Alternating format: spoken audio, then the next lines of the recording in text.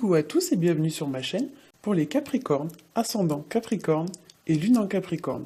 Comme le mois dernier, je vous ai fait un tirage en 3 cartes. La première carte va représenter votre situation actuelle. La deuxième carte va représenter les obstacles que vous rencontrerez au cours de ce mois. Et la troisième carte représentera l'évolution de votre situation.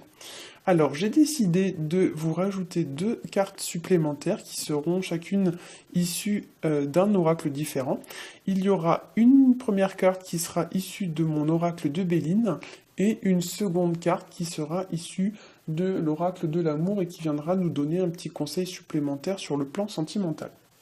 Donc, on va commencer tout de suite avec la première carte, qui est la carte des amoureux à l'endroit.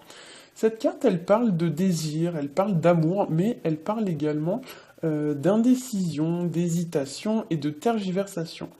Pour certains, ça pourrait également parler de tentation, voire même carrément d'infidélité. C'est-à-dire qu'il y a un petit peu la notion d'hésiter comme ça entre 2 partenaires potentiels.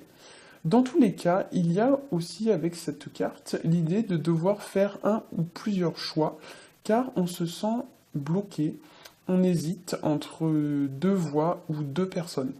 Il y a l'idée aussi avec cette carte qu'à force de tergiverser, on finit par se retrouver dans une impasse, ou bien qu'à force de dépendre des choix des autres, on finit par s'y perdre, on finit par perdre en quelque sorte son propre libre arbitre.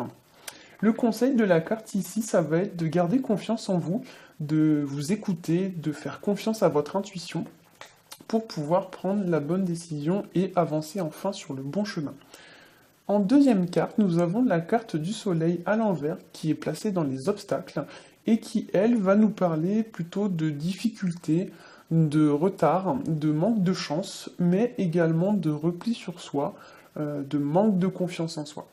Pour certains, ça pourrait également représenter un manque d'éclairage vis-à-vis d'une personne ou d'une situation, c'est-à-dire qu'on n'arrive pas vraiment à y voir clair, la situation est assez trouble, assez confuse, on a du mal un petit peu à tirer le vrai du faux.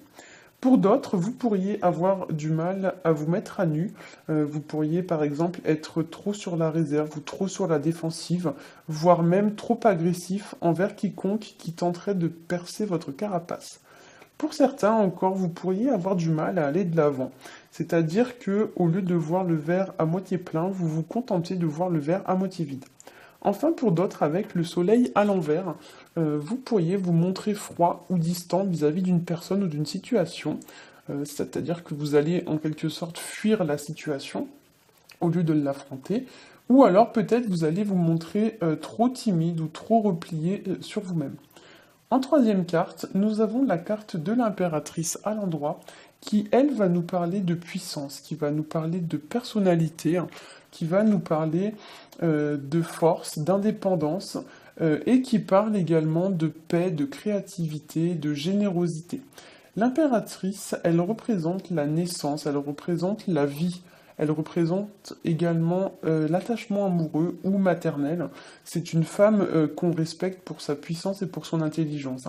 Donc ici, avec cette carte, vous pourriez vous tourner vers votre maman pour avoir des conseils, ou alors on vous demande d'agir avec intelligence et discernement.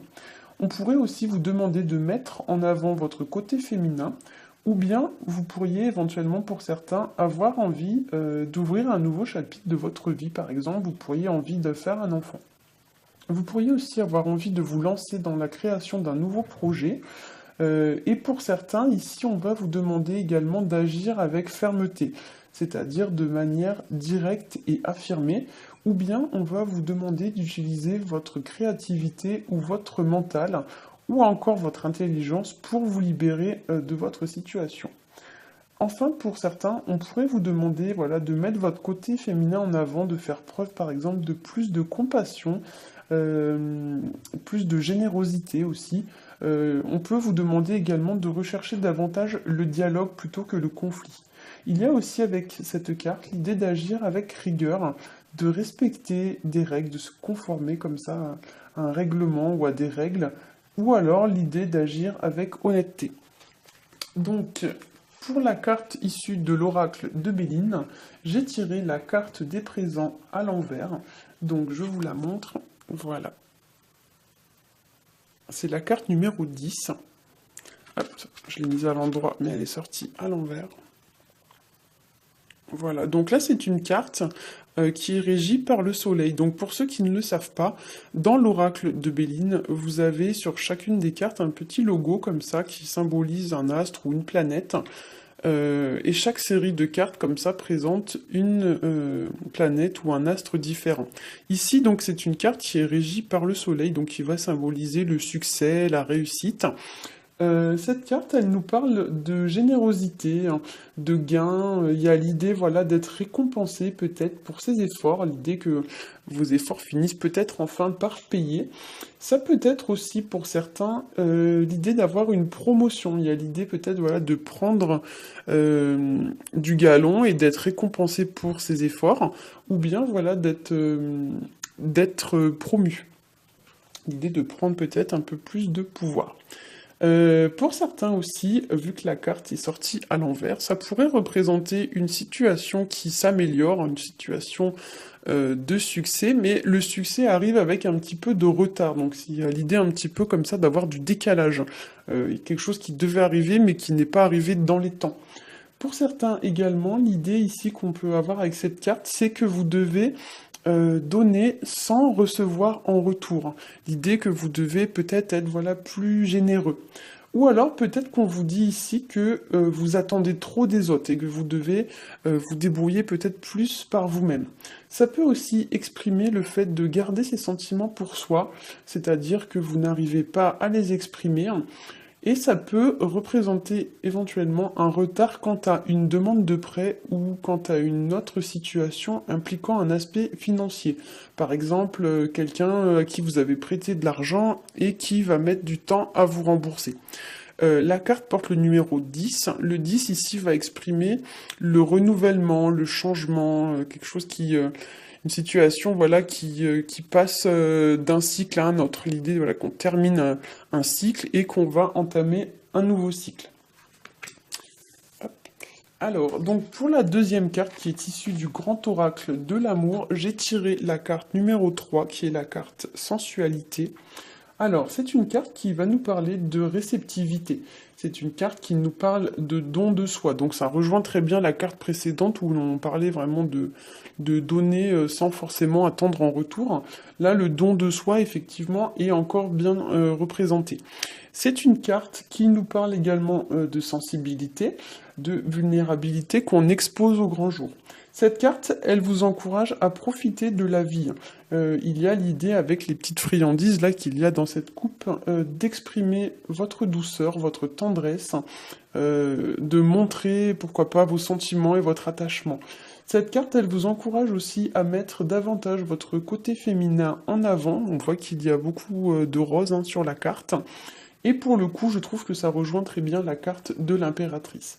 Ici, donc, avec la coupe en verre, peut-être qu'on vous encourage à plus de transparence, à agir de manière peut-être plus claire, plus transparente. Et la coupe représente d'une certaine façon la réceptivité. Peut-être que vous devez vous montrer plus réceptif. Notamment si vous êtes en couple, peut-être plus réceptif envers votre partenaire. D'ailleurs, vous voyez, on voit derrière la coupe, il y a un petit livre qui s'appelle le Kama Sutra. Donc peut-être que vous devez aussi vous montrer plus réceptif, mesdames, si vous êtes en couple, aux avances de votre partenaire.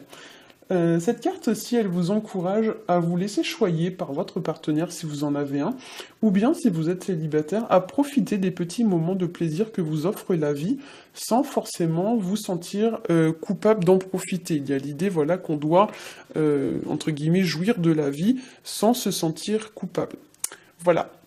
J'espère que ce tirage vous aura plu. Si c'est le cas, n'hésitez pas à liker, à vous abonner et à partager.